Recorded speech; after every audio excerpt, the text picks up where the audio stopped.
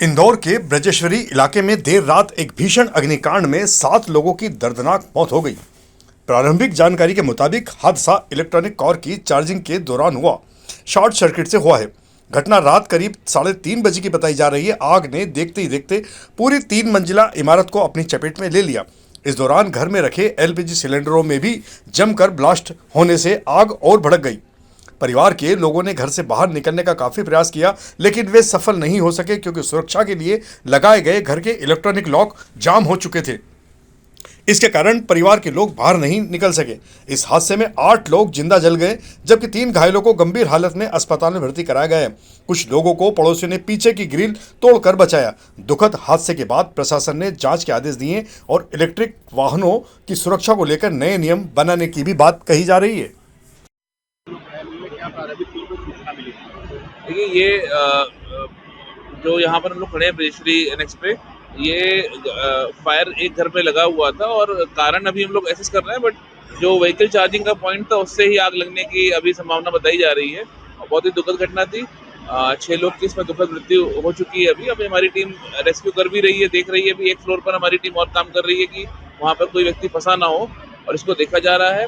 और बाकी कोई भी अगर घायल होगा तो उनको तत्काल सहायता दी जा रही है। कुछ लोग रेस्क्यू शुरू में हो गए थे और अभी चूंकि रेस्क्यू हमारा चल ही रहा है, तो जैसा भी स्थिति होगी अपडेट करेंगे हम। ये जो मकान था वो श्री मनोज पुगलिया जी का है और उसी में ये आग लगी हुई है। अभी तक इसमें 6 लोग की दुखद मृत्यु हुई है। अभी वही एक फ्लोर पर, 2 फ्लोर तो क्लियर हो गए, एक फ्लोर पर हमारी टीम अभी भी चेक कर रही है। अगर ताकि कोई वहाँ पर ऐसा फंसा ना हो तो निकालने की काम कर रहे हैं हमारी टीम। ये ब्रजेश्वरी एनक्लेव का एरिया है। ये छोटा राजवाड़ा का एरिया है, थाना तिलक नगर क्षेत्र में। सुबह 4 के आसपास यहाँ आग लगने की सूचना आई थी और इमीडिएटली पुलिस की टीमें, जो भी हमारे रात्रि गश्त के अधिकारी थे, जो प्रभात गश्त के अधिकारी थे, सारी बीट की टीमें मौके पर पहुँच गई थी। हम लोग स्वयं भी यहाँ आ गए थे। उसके बाद फायर को भी इमीडिएटली कॉल किया गया था, फायर की टीमें आ गई थी। लगातार इसको बुझाने का प्रयास किया गया और फिलहाल कुछ समय पहले जो है आग को पूरी तरह से नियंत्रण पा लिया गया है। इस पूरे घर में 3 फ्लोर हैं। एक ग्राउंड फ्लोर है, एक बीच का फ्लोर है और ऊपर का फ्लोर है। तीनों पे ही जो मनोज पुगलिया जी हैं उनका परिवार रहता था। और अभी तक इनिशियली जब रिस्पॉन्ड किया गया था तो 3 लोगों को वहाँ से रेस्क्यू कर लिया गया और उसके पश्चात जब अंदर सर्च किया गया एक बार, जब उसको नियंत्रित करके, तो वहाँ से अनफॉर्चुनेटली 6 जो है कैजुअलिटीज वो हुई, जिनको MOH हॉस्पिटल में फर्दर उसके लिए भेजा गया। इंदौर में हिंद रक्षक संगठन के द्वारा इन दिनों विधानसभा क्षेत्र क्रमांक 4 के रहवासियों को फिल्म द कैरल स्टोरी दिखाई जा रही है। संगठन के द्वारा रविवार को भी 500 से अधिक छात्राओं को यह फिल्म दिखाई गई थी। वहीं रोजाना कहीं न कहीं क्षेत्रीय रहवासियों के लिए आयोजन हो रहा है। इस पहल का उद्देश्य नागरिकों को लव जेहाद और धर्मांतरण जैसे मुद्दों के प्रति जागरूक करना है। मंगलवार को बड़ी संख्या में रेत मंडी के पास स्थित कल्याण माल में इसके लिए विशेष स्क्रीनिंग की व्यवस्था की गई थी, जहां पूरा हॉल दर्शकों से भरा नजर आया। नाम बता दें आपका जी। हाँ, मेरा नाम अनीता अरोड़ा, मैं मुस्कान ग्रुप से हूँ। अनीता जी, आप यहाँ पर महिलाओं को लेकर आई हैं, क्या कारण है कि आप केरला स्टोरी 2 यहाँ पर केरला स्टोरी हमें इसलिए पसंद आई क्योंकि पाकिस्तान में जो ये चीज़ें हकीकत होती थी वो इस मूवीज़ में दिखाई गई हैं। जो लोग डरे हुए थे, लड़कियों में इतनी कॉमन सेंस नहीं थी और किसी के चक्कर में आ जाती थी, तो वो लाइव जो दिखाया है वो सबके लिए बेनिफिट है। स्पेशल 16 साल से 18 साल की जो गर्ल्स है, उन लोगों को जो प्रॉब्लम आ रही है, लड़कों के चक्कर में आ जाती हैं और कहीं पे भी चली जाती है और माँ बाप का कहना नहीं मानती है, तो ये लोग, उन्होंने ये प्रेरणा दी है कि बच्चों के साथ साथ माँ बाप को भी सीख दी है कि माँ बाप को बच्चों के साथ कैसे हैंडल देना चाहिए, कैसी परवरिश करना चाहिए। तो ये बहुत अच्छा लगा। तो मेरे सत्संग में मेरे गुरु माँ ने कहा कि सत्संग के एक एक राही को इस पिक्चर की ज़रूरत है। तो मैंने काफ़ी लोगों से प्रचार किया और मैं परसों 200 लोगों को लाई थी, उसके पहले 250 लोगों की लाई। आज पूरी थिएटर में 250 लोग होने के साथ साथ 50 लोग मेरे और बढ़ गए हैं। तो मैं चाहती हूँ कि और आगे भी ये काम करती रहूँ और मुझे बहुत अच्छा लगता है समाज के लिए कुछ करके दिखाना। और हाँ, मेरा नाम अनीता अरोड़ा, मुस्कान ग्रुप। सनातन धर्मियों का सबसे बड़ा धार्मिक महापर्व चैत्र मास का नवरात्रा पर्व इस बार 19 मार्च गुरुवार से शुभारंभ होगा। जो 27 मार्च को रामनवमी के साथ संपन्न होगा। इस बार माता रानी दुर्गा का आगमन डोली और प्रस्थान हाथी पर माना जा रहा है। ज्योतिषाचार्यों के अनुसार डोली आगमन हलचल और अस्थिरता का संकेत देता है, जबकि हाथी पर विदाई समृद्धि और अच्छी वर्षा का प्रतीक है।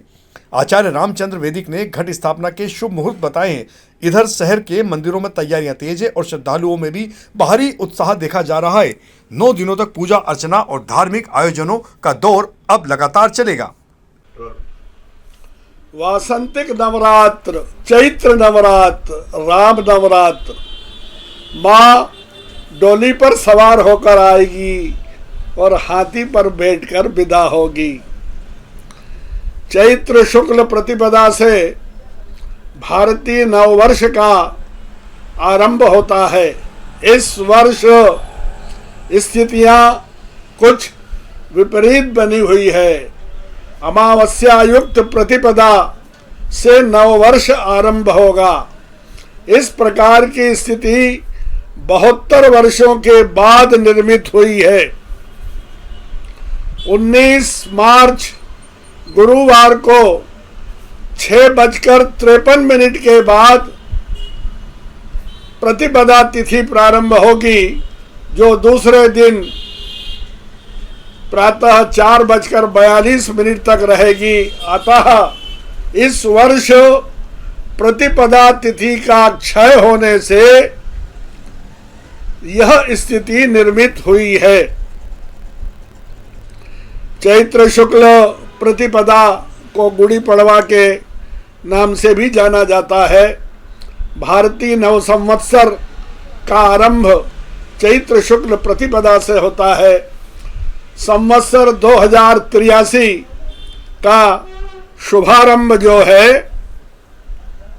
चैत्र शुक्ल प्रतिपदा से होता है। इस वर्ष वासंतिक नवरात्र पूरे 9 दिनों के होंगे।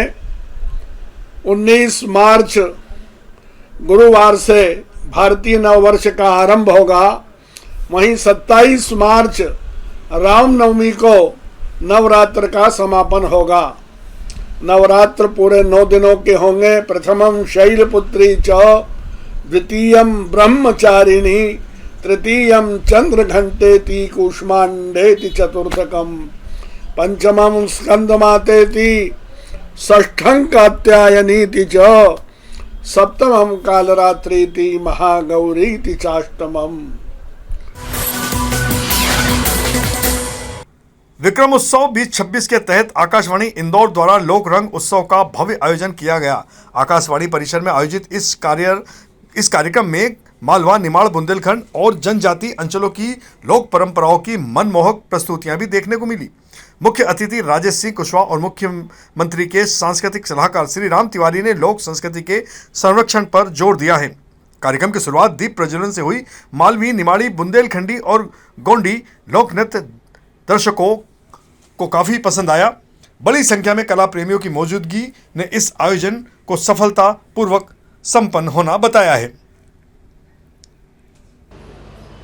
सम्राट विक्रमादित्य, अभी राजेश जी कह रहे थे कि यह भवन ब्रिटिश कालीन था, तो हमारे माननीय प्रधानमंत्री जी ने वो सभी ऐसे केंद्र जहाँ कभी ब्रिटिश हुकूमत हुआ करती थी उनको भारतीय संस्कृति से जोड़कर और उन सभी चिन्हों पर भारतीय संस्कृति, भारतीय एकता, भारतीयकरण के लिए जो प्रयास प्रारंभ किए हैं, तो मैं समझता हूँ शायद आप उसको लेकर देखिए इसको कि जब प्रधानमंत्री जी ने आपका ऑन द एयर मतलब पूरा कार्यक्रम अब आप यहाँ से बैठ के पूरे विश्व को सुना रहे हैं सर,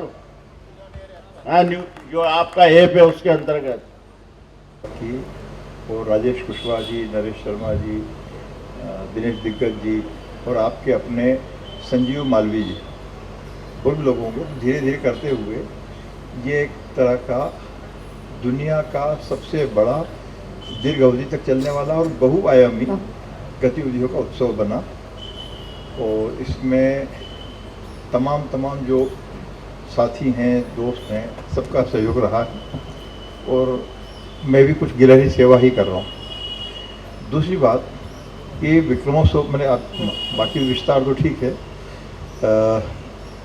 जो बात मैं निवेदन करना चाहता हूँ, मैंने आप आकाशवाणी के मंच पर हूँ मैं, तो जैसे आज लोग परंपरा को लेकर इस बात को, लोक की जो अनुगूंज है, लोक की जो सुगंधी है, उसको आप आकाशवाणी के माध्यम से पहुंचाने का काम कर रहे हैं, ये तो अभिनंदनीय है ही। पर इसके साथ साथ जैसे मुझे भी ध्यान आया बैठे बैठे कि उज्जैन में ही विक्रमोत्सव के अंतर्गत 3 तरह के कवि सम्मेलन हुए हैं। एक नारी शक्ति ने सारी कवयित्रियाँ जो थीं उन्होंने उसको संबोधित किया। जो लोक भाषाएं हैं, लोक बोलियां हैं, उनके कवियों ने भी कवि सम्मेलन वहाँ पर आयोजित हुआ। और तीसरा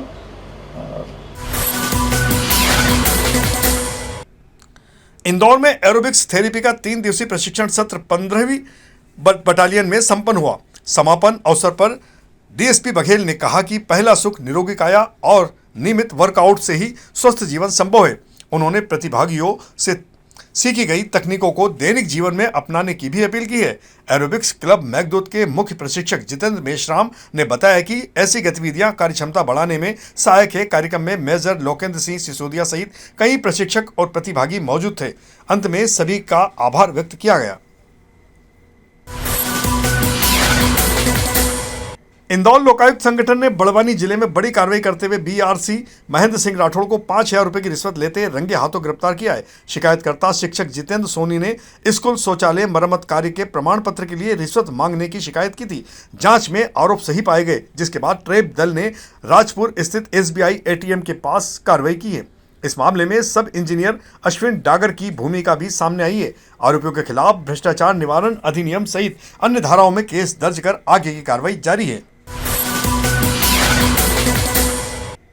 इंदौर में आयुक्त क्षितिज सिंघल ने सिटी बस सभा कक्ष में जल प्रदाय, सीवरेज, इंदौर 311 सीएम हेल्पलाइन और स्वच्छता सर्वेक्षण की समीक्षा की।